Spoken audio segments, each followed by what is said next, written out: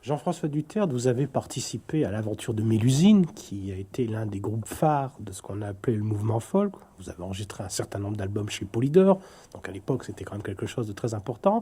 Mais très vite dans Mélusine, il va y avoir un virage vers la polyphonie vocale et vers la musique ancienne. Alors ça correspond à quoi? Une volonté de montrer que vous aussi, vous êtes capable de jouer de la musique et de chanter de la vraie musique? Ah non, ça correspond à rien de raisonné.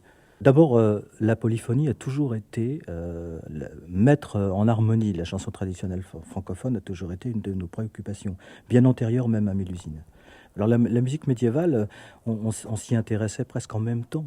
Les choses se sont faites pour nous de façon conjointe. Alors bien entendu, on était plus dans un mouvement de renouveau de la musique traditionnelle que de la musique ancienne. Mais très vite, nous avons cédé aussi à ce genre d'envie. Donc on les a mêlés, on les a faites simultanément. On a fait des concerts avec des groupes de musique ancienne. Pourquoi? Parce que je pense que ce sont deux musiques modales, avec des instruments qui sont souvent les mêmes, et des musiques qui se marient assez bien. Mais évidemment, la musique médiévale, c'est une musique écrite, c'est une musique lettrée.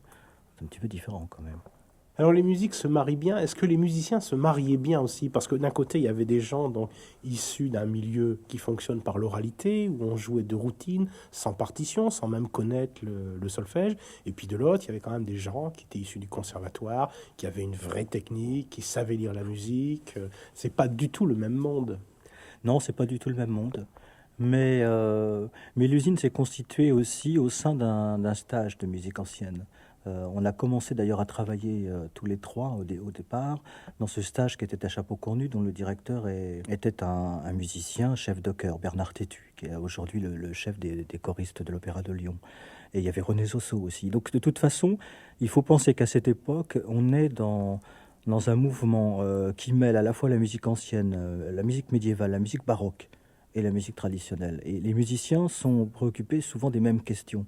Alors c'est vrai qu'on ne vient pas des mêmes univers, c'est vrai que nous on arrivait sans partition, avec nos instruments parfois un peu déroutants, mais on se posait souvent les mêmes questions. C'est-à-dire, je pense que dans la musique traditionnelle, qu'on le veuille ou non, enfin ça c'est mon point de vue, c'est aussi une musique de répertoire, c'est aussi finalement une musique ancienne, et c'est aussi finalement une musique de reconstitution, malgré tout. Avec parfois quelques petites différences, et que les témoins, on a pu en approcher certains. Alors que quand on joue de la musique de troubadour, c'est très difficile de trouver un témoin de l'époque. Mais on se posait un peu les mêmes questions. Remettre en jeu une vielle à roue à cette époque, ou remettre en jeu une cornemuse, il faut penser que dans les années 70, la lutherie, la facture instrumentale, elle n'avait pas le développement qu'elle connaît aujourd'hui. Donc je pense que nous avions des points de vue et des intérêts communs, en fait. Mais on était très différents.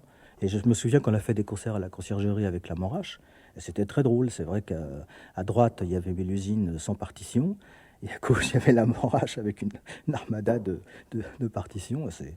Nous, ça nous faisait rire, mais bon. Et d'ailleurs, on avait du mal à comprendre comment est-ce qu'ils avaient besoin.